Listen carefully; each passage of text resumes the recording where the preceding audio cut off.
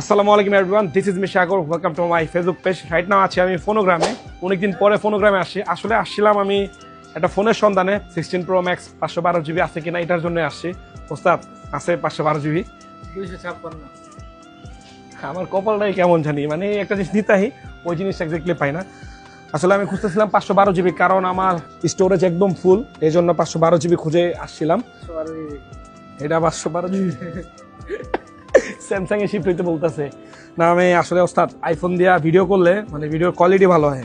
512 GB intact দেওয়া যাবে। ইনটেকটা তাহলে কিছুদিন পরে নেই, কারণ এখন একটু টাকার ক্রাইসিসে আছি আমি। টাকার প্রবলেম চলতেছে আমার কাছে।